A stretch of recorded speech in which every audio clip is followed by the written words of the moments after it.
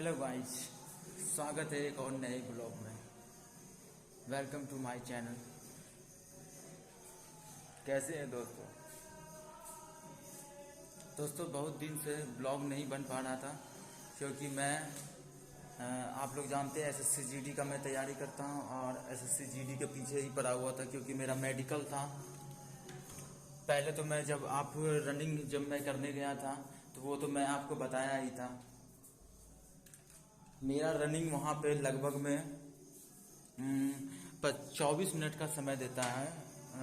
SSC GD जो है अपने रनिंग टाइम में 24 मिनट का समय देता है। 24 मिनट से 1 सेकंड भी अगर आप क्रॉस कर जाते हैं तो आप डिस्क्वालीफाई हो जाते हैं।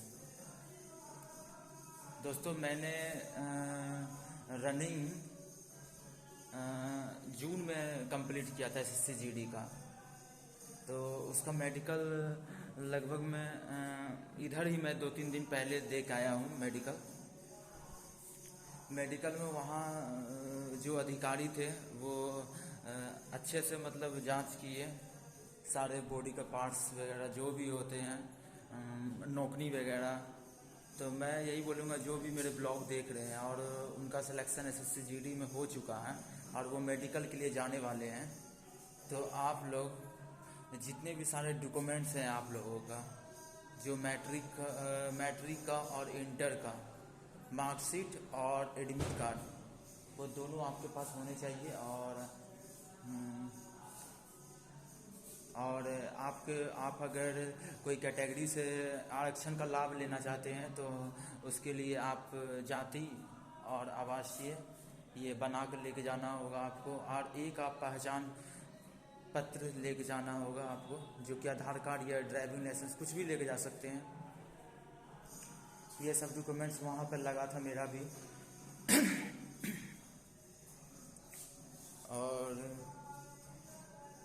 और यही बोलूँगा कि आप जब जा रहे हैं मेडिकल देने के लिए तो उससे पहले आप अपने अच्छे से मतलब जांच करवा लें एक डॉक्टर से, जो आपके निजी डॉक्टर हैं, जो आपके क्षेत्र के ही डॉक्टर हों। वहाँ से आप अपने जो भी बॉडी पार्ट से जो भी आपको लग रहा है कि कोई प्रॉब्लम है उसमें, तो वो सब आप पहले से ही तंदुरुस्त करके जाएं, क्योंकि वहाँ पे अभी जो जैसा चल रहा है मेडिकल का सीज़न कि वहाँ पे री मेडिकल अगर लग जाता है आपको, तो पहले था क्या, री मेडिकल होने पे आपको लगभग में 2 से 3 महीने का वक्त मिलता था कि आपको अगर कोई शरीर में अगर कोई प्रॉब्लम है आपको, तो आप 2 से 3 मंथ में आप उसको सुधार कर सकते हैं। लेकिन अब ऐसा नहीं है। अब एसएससी जीडी जो है आप पूरे तरीके से अपने जो सिस्टम है उसको चेंज कर दिए हैं। अब है क्या कि आपको सिर्फ 24 घंटे का समय मिलता है। अगर आपको री मेडिकल लगता है तो आपको 24 घंटे के अंदर ही आपको अपना सारा डॉक्यूमेंट्स ले जाके और वहाँ पे फिर से आपको मेडिकल देना होगा। अगर आप री मेडिकल में भी पास नहीं करते हैं तो आप वहाँ से ही डिस्क्वालीफाई हो जाएंगे और आपको मेरिट बनने का इंतज़ार करना ही नहीं होगा, क्योंकि आप उसी समय समझ लीजिए कि आपका मेरिट बनने वाला ही नहीं है। तो मैं यही बोलूँगा कि मेरे साथ एक लड़का गया था जो मेरे ही क्षेत्र का है, उसको री मेडिकल लग गया था। उसको री मेडिकल ऐसा चीज़ में दिया गया था कि मतलब उसका कोई उपाय ही नहीं है और वो सुधार भी नहीं कर सकता है। वो री मेडिकल उसको लगा था आँख में, और आँख में क्या था कि उसको कलर विजन प्रॉब्लम था। आप बताइए, आपकी 24 घंटे में कोई कलर विजन को क्या ठीक कर सकता है? वो तो कभी भी ठीक होने वाला चीज़ नहीं है। एक होता है कि कोई चीज़ सुधार भी कर सकते हैं आप, लेकिन आपको अगर कलर ब्लाइंडनेस है तो आप इस फॉर्म को अप्लाई मत कीजिए, क्योंकि इसमें आपका एकदम ना के बराबर चांस है आपका होने का। क्योंकि वहाँ जिस तरीके से आपको कलर को पहचानना होता है उस तरीके से अगर आप ग्रीन और रेड में, इसमें आप कंफ्यूज हो जाते हैं कि ये ग्रीन है या रेड है। इसलिए मैं कहूँगा कि अगर आपको कलर ब्लाइंडनेस है तो आप तो इस फॉर्म को अप्लाई मत कीजिए, क्योंकि मेरे बहुत सारे दोस्त जो हैं मेडिकल में वो बाहर हो गए। बस यही कारण उसका था कि उसको री मेडिकल लगा था, वो भी आँख के वजह से। तो मैं यही बोलूँगा कि आप अगर ये सब करते हैं, अगर मान लीजिए आप एसएससी जीडी का तैयारी करते हैं, आपका जुनून है कि देश का सेवा करना, सीएपीएफ में जाना, तो आप पहले से आपका शरीर तंदुरुस्त होना चाहिए। आप मतलब एक आपको मतलब देश की सेवा करना है, तो अगर आपको क्लड ब्रांडेस हैं तो आप ऐसे भी इस जॉब के योग्य ही नहीं हैं। आप तभी इस जॉब को अप्लाई कीजिए जब आप पूरे तरीके से फिट है, क्योंकि आप देश की सेवा करने जा रहे हैं, ना कि किसी के घर के पहरेदारी करने जा रहे हैं। इसलिए आपको होना चाहिए पहले से तंदुरुस्त, फिट होना चाहिए शरीर से।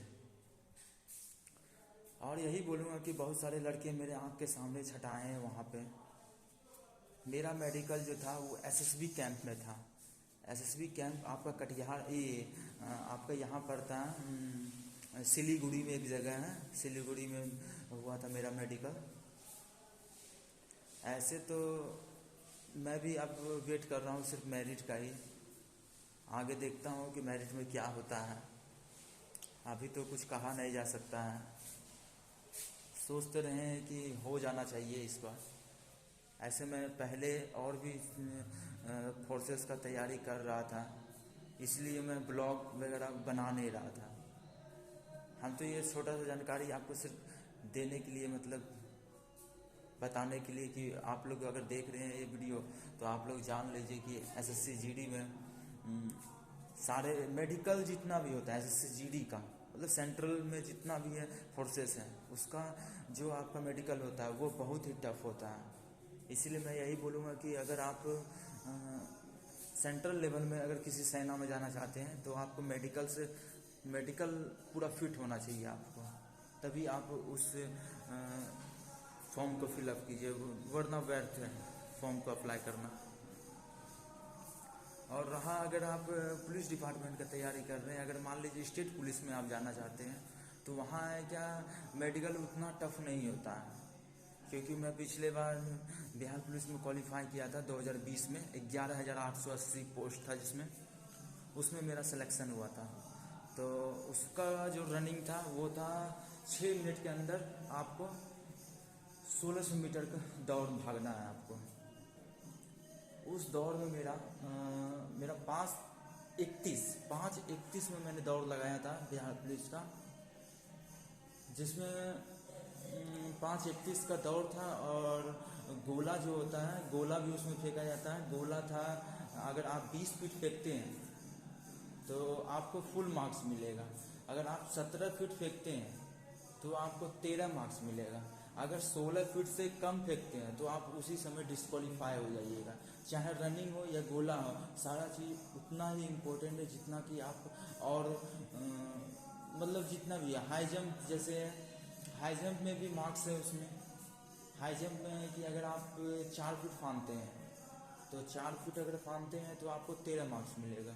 अगर आप 4-4 फानते हैं तो 17 मार्क्स मिलेगा। अगर 4-8 फानते हैं तो आपको लगभग में 21 नंबर मिलेगा। अगर आप 5 फीट भी क्रॉस कर जाते हो तो आपको फुल मार्क्स यानी कि 25 नंबर आपको पूरे मिलेंगे बिहार पुलिस का अगर तैयारी कर रहे हैं। अगर आप अदर स्टेट से हैं और आप चाहते हैं कि बिहार पुलिस का फॉर्म अप्लाई करेंगे तो आपको पहले ये सब जानना ज़रूरी है। ऐसा तो आप लोग फॉर्म में देख ही लेते हैं, उसके बाद ही अप्लाई करते हैं, लेकिन मेरा काम है कि आप लोगों को इसके बारे में भी जानकारी हम आपको दे दें। तो मेरा यही हुआ था कि उसमें मैंने 4-8 हाई जंप किया था, जिसमें मुझे 21 नंबर मिला था। और 30 नंबर जो है वो मैं रनिंग से लाया था, क्योंकि 5:31 में मेरा रनिंग हुआ था वहाँ पे। और आपको बता दें, नैनो सेकेंड भी बहुत मैटर करता है रनिंग टाइम में। जब आपके पैर में चिप जो लगा हुआ था, जब आप उस मेट को क्रॉस करते हैं, जो एक मेट लगा हुआ रहता है मैदान में, उस मेट को क्रॉस करते हैं तभी वो चिप आपका एक्टिवेट होता है। वो चिप जैसे ही आपका एक्टिवेट हो जाएगा तो आपको मतलब भागते रहना है। आपको पीछे मुड़ के नहीं देखना है कि आगे कौन है पीछे कौन है, कौन भाग रहा है ज़्यादा तेज।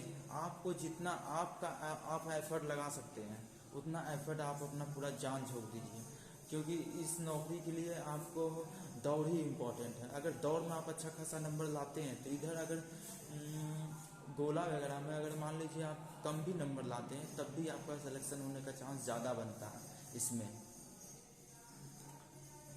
क्योंकि ज़्यादातर लड़का जो है वो जो अच्छा रनिंग करता है वो तो गोला ही मतलब कम फेंक पाता है, क्योंकि उसके हाथ में दम नहीं बचता है। जिसका मतलब रनिंग अच्छा होता है, जिसका रनिंग अच्छा होता है वो है कि उसका मतलब गोला उतना कोई खास उसका होता नहीं है। और हाई जंप का माने तो हाई जंप जो मैक्सिमम स्टूडेंट जो होते हैं वो 17 मार्क्स से ज़्यादा नहीं ला पाते हैं। मतलब ज़्यादातर लड़का जो है वो लगभग में 4 ही फानता है। अगर 4-8 आप फान जाते हैं तो आपका सिलेक्शन होने का चांस ज़्यादा होता है।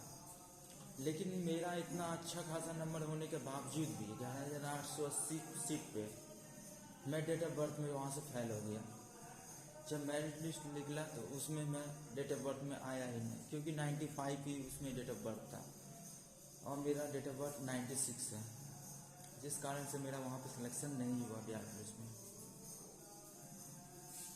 हम यही बोलेंगे जब किस्मत खराब रहेगा तो आप कितनी भी तैयारी कर लें मुश्किल होता है।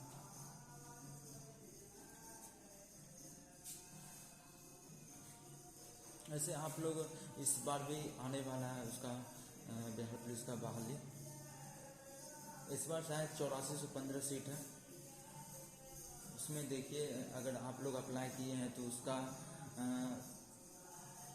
तो आप लोग मेरिट का इंतज़ार कर रहे होंगे, क्योंकि उसका भी तो सब कुछ हो ही गया है।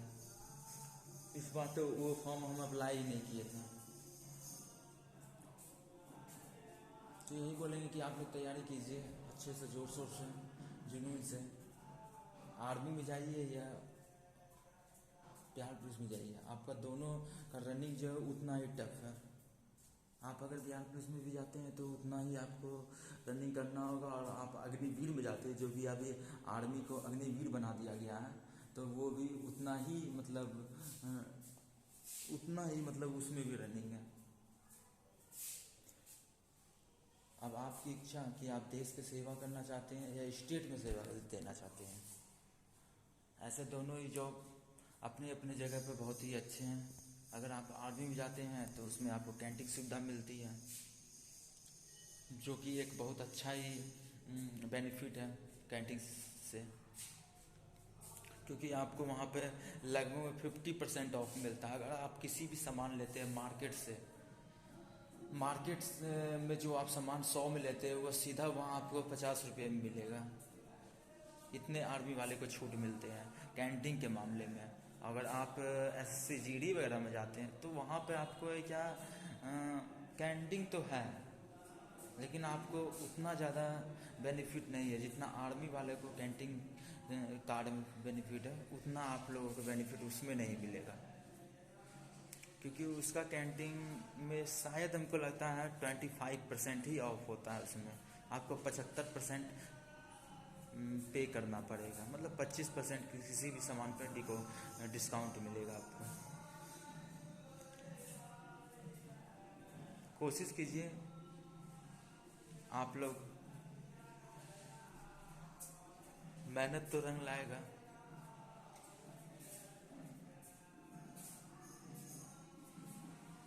अभी मेरा दूसरा वाला जो फ़ोन है उसमें ही मैं कमेंट पढ़ता था, लेकिन वो फ़ोन जो है वो अभी चार्ज नहीं है, जिसके कारण से मैं आप लोगों का कमेंट पढ़ ही नहीं पा रहा हूँ।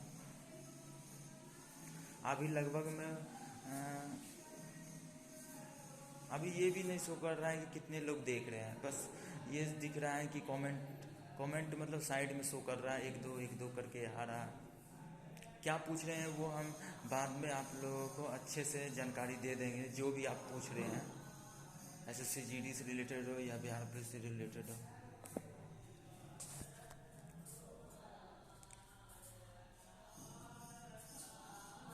अभी मैं अपने घर में हूँ। अभी तो फिलहाल मेरा डेली का रनिंग चल रहा है, इसी कारण से हम ब्लॉग बना नहीं पा रहे हैं। कोशिश तो है मेरा पर डे 1 घंटा का ब्लॉग हर रोज़ मेरे चैनल पे आए, जिसमें मैं आप लोगों का सारा जानकारी दूँ। मतलब जो भी आप पूछ रहे हैं या किसी भी चीज़ का आपको जानकारी लेना हो तो SSCGD जो मैं क्वालिफाई किया हूँ वो आपको मेडिकल जो वो मैं स्क्रीन पर लगा दूंगा, जो मैं इस बार क्वालिफाई किया हूँ SSCGD में। वो आपको दो पेपर मिलता है। एक जब आप रनिंग क्वालिफाई करते हैं तो उस समय भी आपको एक मोहर लगा के एक आपको पर्ची दिया जाता है, और जब आप मेडिकल क्वालिफाई करते हैं तो उस समय भी आपको एक पर्ची दिया जाता है। दोनों पर्ची को आपको संभाल के रखना होता है, क्योंकि वो ज्वाइनिंग के समय में वो आपसे मांगा जाता है।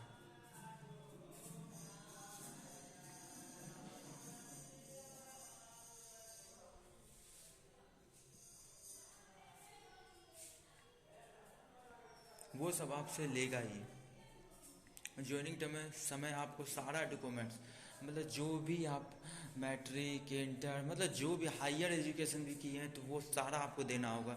जिससे होता है क्या, अगर आप हायर एजुकेशन देते हैं तो उसमें ये होता है कि अगर मान लीजिए कभी प्रमोशन होने का चांस ज़्यादा आपको बनता है। किसी डिपार्टमेंट में अगर आपका सीट खाली है, उसमें है कि आपको ज़्यादा मतलब पहले आपको लिया जाएगा अगर आप ज़्यादा क्वालिफिकेशन आपका उससे है, अगले बंदे से अगर आपका ज़्यादा क्वालिफिकेशन है तो।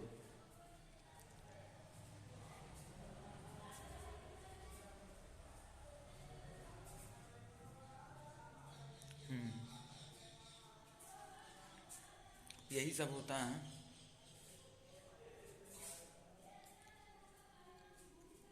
अभी तो मैं सुन रहा हूँ कि ऑडियंस फैक्ट्री जो है, मैं तो आप लोगों को बता चुका हूँ पहले ब्लॉग में कि मैं ऑडियंस फैक्ट्री में भी ट्रेनिंग कर चुका हूँ, जो कि रक्षा मंत्रालय का अंदर आता है, मिनिस्ट्री ऑफ डिफेंस।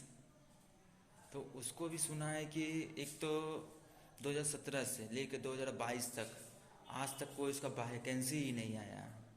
जब से मैंने ट्रेनिंग कंप्लीट किया तब से एक बार भी उसका वैकेंसी ही नहीं आया, जिसके कारण से भी मैं लटक गया हूँ। क्योंकि मेरा शौक बचपन से ही था कि मैं किसी भी सेना फोर्स मतलब डिफेंस लाइन में ही शौक था, इसलिए मैं ऑडियंस फैक्ट्री में भी ट्रेनिंग किया था। जहाँ मेरा जहाँ मैं ट्रेनिंग करता था वो था राइफल फैक्ट्री इच्छापुर।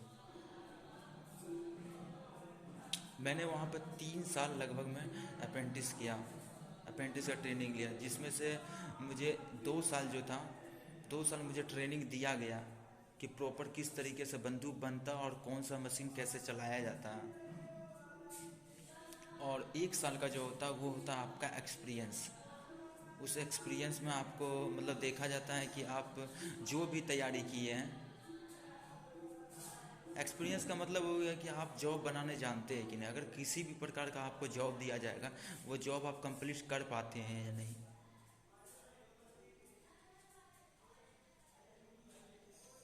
उसमें ज़्यादा कुछ नहीं होता, एक भी ब्लॉक या स्क्वायर शेप का ब्लॉक, या आपको टर्निंग जो अगर आप टर्नर है तो आपको लेथ मशीन पे काम दिया जाएगा, अगर आप मैशनिस्ट है तो आपको मिलिंग मशीन पे काम दिया जाएगा। अगर आप सीएनसी किए हैं, सीएनसी ऑपरेटर है तो सीएनसी मशीन को ही ऑपरेट करना होगा।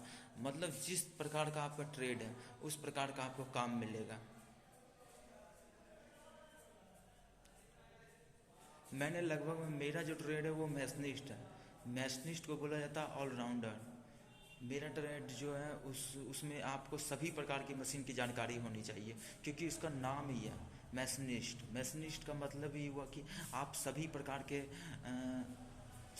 के आप मतलब मशीन चलाने जानने वो ज़रूरी है आपको। अब वैसा ऐसे मैं बोलूँगा कि राइफल फैक्ट्री जो है, अगर आप लोगों को मौका मिलता है तो आप लोग ज़रूर वहाँ पर जाएं। राइफल फैक्ट्री बहुत ही अच्छा मतलब ट्रेनिंग सेंटर माना जाता है। पूरे वेस्ट बंगाल में सबसे अच्छा ट्रेनिंग अगर कहीं होता है तो वो इच्छापुर राइफल फैक्ट्री ही है, जहाँ पर ट्रेनिंग तो बहुत अच्छा होता है। अगर आप अच्छे से तैयारी करते हैं, अच्छे से वहाँ ट्रेनिंग करते हैं तो आप लोगों को सारी जानकारी, सारे मशीन से रिलेटेड जानकारी, जितने भी प्रकार के फाइल्स होते हैं, जितने भी प्रकार के फाइल्स होते हैं, जितने भी प्रकार के वर्कशॉप से रिलेटेड जितने भी काम होते हैं, सारी जानकारी आपको उस शॉप में मिलेंगे। वेस्ट बंगाल में लगभग 4 ऑर्डिनेंस फैक्ट्री है। एक राइफल फैक्ट्री जो कि इच्छापुर में स्थित है। हाँ, इच्छापुर में ही एक और फैक्ट्री है जो है मेटल एंड स्टील फैक्ट्री, जो कि वो भी इच्छापुर में है। और दो फैक्ट्री जो है वो दमदम में है। एक है काशीपुर फैक्ट्री जहाँ पे आपको पिस्टल वगैरह बनता है, और एक है दमदम जिसमें आपका छोटे हथियार बनते हैं।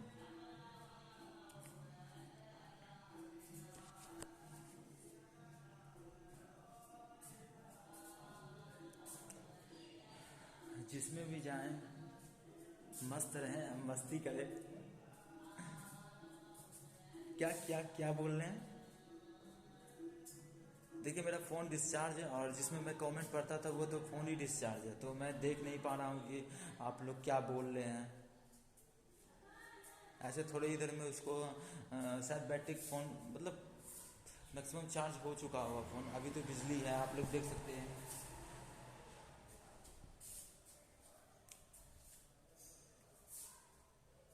कुछ ही देर में मैं ऐसा होगा कि मैं आप लोगों को इंस्टा पे रिप्लाई दूंगा। और भी किसी प्रकार का जानकारी आपको लेना है या पूछना है तो आप पूछ सकते हैं। अच्छा, हाँ हाँ हाँ, ये बात बहुत जानना ज़रूरी है। वो जब आप 3 साल का ट्रेनिंग कंप्लीट करते हैं तो आपका एक टेस्ट होता है जो कि ऑल इंडिया लेवल पे होता है, जिसको AITT एग्ज़ाम बोलता है, ऑल इंडिया ट्रेड टेस्ट। वो आपको देना पड़ता है। वो एग्ज़ाम अगर आप देते हैं तभी आपको माना जाएगा कि आप अप्रेंटिस क्वालिफाई किए हैं, मतलब आपका कंप्लीट हो चुका है। वो एग्ज़ाम या तो आपका होम सेंटर मतलब जहाँ से आप ट्रेनिंग की है वहाँ भी हो सकता है, या आपको अलग सेंटर भी दिया जा सकता है, जैसे कि मेरा दिया गया था। मैं था जायफल फैक्ट्री इच्छापुर में, लेकिन मेरा सेंटर पड़ा था ATI दास नगर, जो कि कोलकाता में स्थित हावड़ा में है। वहाँ 300 नंबर का आपका प्रैक्टिकल होता है, जो कि आपका ट्रेड से रिलेटेड जो भी ट्रेड आपका है उससे आपसे रिलेटेड प्रश्न पूछे जाते हैं, या आपको जॉब बनाने दिया जाता है। मुझे जॉब बनाने दिया गया था। वो जॉब मुझे दिया गया था स्क्वायर शेप में, स्क्वायर शेप नहीं, मुझे टर्निंग पे दिया गया था। लेथ मशीन पे मेरा जॉब था, जिसे 2 mm उसका 2 मीटर मतलब 2 mm का डायमीटर उसको कम करना था। 32 mm का डायमीटर हमको दिया गया था, एक गोला, जिसको हमको 30 मीटर करना था, मतलब 30 mm, सॉरी 30 mm करना था। और उसमें एक ग्रुप काटना था और एक स्टेप टर्निंग करना था, क्योंकि मैंने वहाँ पे सबसे पहले वो जॉब को कंप्लीट किया। मेरे 300 में 270 मार्क्स आए थे सिर्फ प्रैक्टिकल में, क्योंकि मेरा प्रैक्टिकल लगभग में बहुत अच्छा था, क्योंकि मैं प्रैक्टिकल ही ज़्यादा करता था। क्योंकि किसी भी आपको अगर आपको सरकारी जॉब नहीं मिलती तो आपको प्राइवेट जॉब में आपका ये नहीं देखा जाता है कि आपका क्वालिफ़िकेशन क्या है, आपका काम क्या है, वो मायने रखता है अगर आप किसी प्राइवेट जॉब में जाते हैं तो। मैं फ़िलहाल प्राइवेट जॉब के चक्कर में हूँ नहीं, मुझे अभी चाहिए सरकारी। ये जो होता है ना एक जुनून, वो जुनून चाहिए कि मुझे एक अभी फ़िलहाल में सरकारी जॉब के पीछे ही मैं भाग रहा हूँ। और बाकी बात जो आप लोग पूछते हैं उसका मैं जवाब देता हूँ।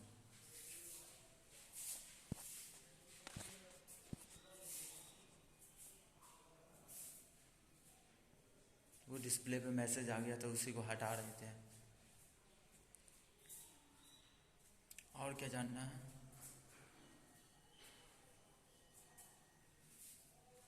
वो सारा चीज़ उसी पे होता है।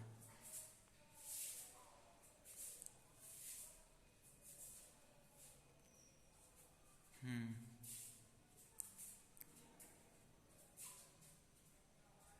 जब आएगा तो उसको बता दिया जाएगा। अभी तो फिलहाल DRDO का फॉर्म आया है, आप लोग ज़रूर अप्लाई किए होंगे।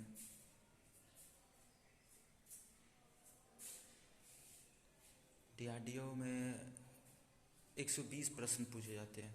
120 में जो कि आपका 80 मार्क्स जो होता है वो आपका ट्रेड थ्योरी से रिलेटेड होता है। 80 मार्क्स जो होता है वो ट्रेड थ्योरी से रिलेटेड होता है, और बाकी का जो होता है वो आपका नॉन टेक्निकल विभाग, मतलब नॉन टेक्निकल होता है, जिसमें आपका GK, GS, reasoning, math, science सब कुछ मिला के आपको 40 मार्क्स का होता है। अगर आपका ट्रेड थ्योरी अच्छा है तो आप वैसे भी डीआरडीओ को आसानी से क्रैक कर सकते हैं। किसी भी एग्ज़ाम को क्रैक करने के लिए आपका जो भी मतलब फोकस है, आपका जो भी विषय आपका अच्छा है उसी पे ज़्यादा ध्यान दें। और जैसे मैथ, सारे जितने भी जॉब है सब में मैथ ही इम्पोर्टेंट्स है मेरे ख्याल से, क्योंकि मैथ में अगर आप जानते हैं तो आप सही ही बनाइएगा। अगर एसएससी जीडी में मेरा रिजल्ट हुआ था वो सिर्फ मैथ की वजह से ही हुआ था। ये 25 में मैंने 24 मैथ बना दिए थे, और हिंदी जो है मेरा वो अच्छा था, जिसके कारण से मेरा हिंदी में 19 मार्क्स आए थे। और रीजनिंग वगैरह मेरा उतना कोई खास नहीं था, उसमें बहुत कम मार्क्स आए, जो कि अब बताना ही ठीक नहीं लगता है। रीजनिंग और जीके वो मेरा बहुत ही बकवास गया, जिसके कारण से मैं भी कंफ्यूज हूँ कि मेरिट लिस्ट में नाम आएगा या नहीं आएगा, इसका कोई भरोसा नहीं है। सिर्फ मैं मैथ पे ही फोकस कर रहा था, जब से फॉर्म अप्लाई किया था सिर्फ मैथ पे ही ध्यान था।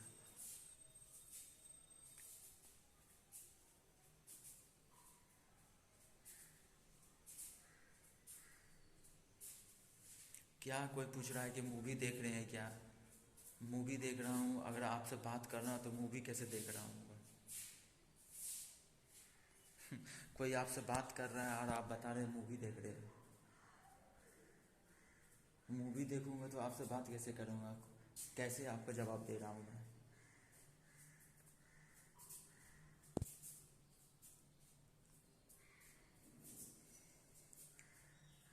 अच्छा,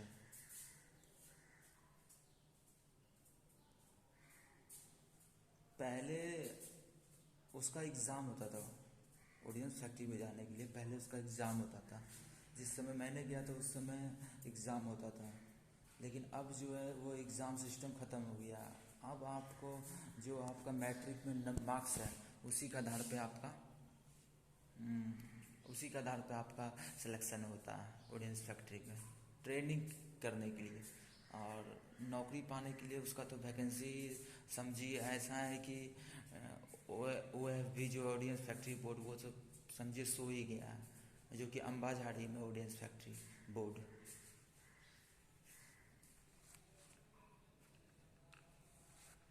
वो लगभग में सो ही गया है। अब कब आएगा इसका भी कोई भरोसा नहीं है वैकेंसी का। सिर्फ ट्रेनिंग करा लो और लड़के को सुला दो, यही अभी चल रहा है। जो भी जितने भी वैकेंसी है आप देख लीजिए, रेलवे को ही, रेलवे एक वैकेंसी को क्लियर करते करते आपको लगभग में 2 या 3 साल गुजार लेता है। जैसे कि आप ग्रुप डी देख रहे होंगे, ग्रुप डी का फॉर्म 2018 में अप्लाई किया गया, और उसका एग्ज़ाम कब कंडक्ट करवाया गया, नहीं सॉरी, एग्ज़ाम्स भी पहले उसके लिए कितना तामझाम हुआ ये आप लोग जान लीजिए। पहले जब फॉर्म फिलअप हुआ था उस समय नियम बना था कि सिर्फ इसमें अप्रेंटिस और आईटीआई वाले ही अप्लाई करेंगे, लेकिन बाद में क्या नियम हुआ, बाद में नियम चेंज हो गया क्या, अब आप मतलब सारे लड़के लोग जो जितने भी थे वो आंदोलन करने लगे कि नहीं ऐसा नहीं होगा। जो नॉन टेक्निकल वाले थे उन लोगों की वजह से हम लोग का और भी 6 महीने डिले हो गया। आंदोलन सब होते होते लगभग में गुजर गया, मतलब पूरी 6 मंथ। 6 मंथ के बाद आपका फिर से मतलब एक नोटिफिकेशन जारी हुआ, जिसमें ये निर्णय लिया गया रेलवे की तरफ से कि अब आप लोग इस बार से नहीं अगले बार से ये नियम लागू किया जाएगा। इस बार से 10th पास वाले बच्चे भी इसमें अप्लाई कर सकते हैं।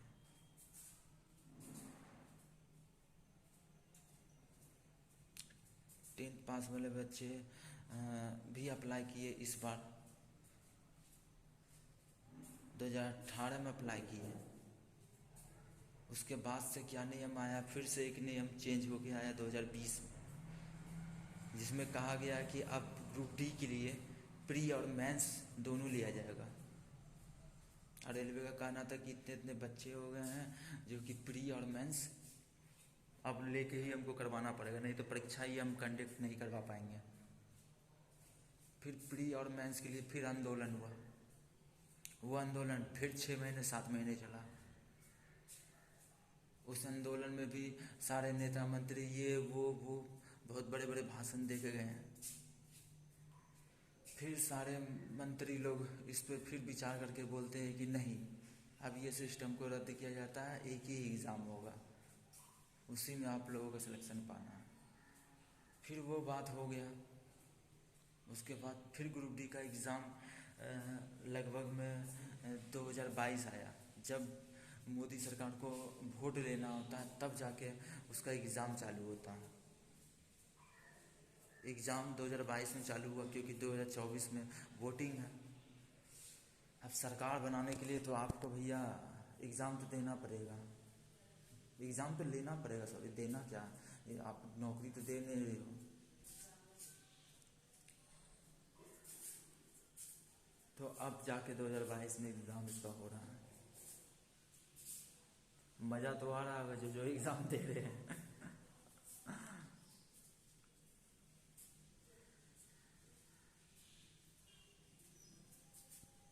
एक भैया बोल रहे हैं कि एग्ज़ाम ही सारा बंद कर दो। भैया एग्ज़ाम बंद कर दोगे तो सब मिल के फिर से आंदोलन करोगे। अभी देख रहे हो ना, जब से अग्निवीर आया तब से कितना ट्रेन जल रहा है, अब कितने दिनों तक जलेगा इसका भी कोई गारंटी नहीं है। अब मोदी सरकार चाहे तो हर चीज़ को अग्निवीर में कन्वर्ट कर दे। अब तो मैं सुन रहा हूँ कि ऑडियंस फैक्ट्री जो है उनको भी अग्निवीर में कन्वर्ट कर दिया जाएगा।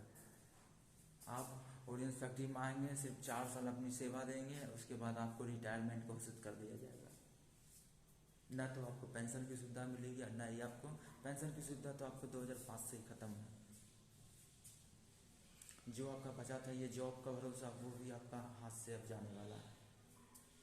क्योंकि रेलवे में तो नौकरी छोड़ ही दीजिए, क्योंकि रेलवे तो आपका सारा सब दिन के लिए प्राइवेट होने वाला है। अब तो उसमें कुछ बात जा नहीं, क्योंकि वंदे भारत एक्सप्रेस से शुरुआत हो चुका है रेलवे को प्राइवेट करना। जिस तरीके से मेट्रो रिलायंस चला रहा है दिल्ली में, उसी तरीके से अब सारा बड़े बड़े फैक्ट्री, बड़े अंबानी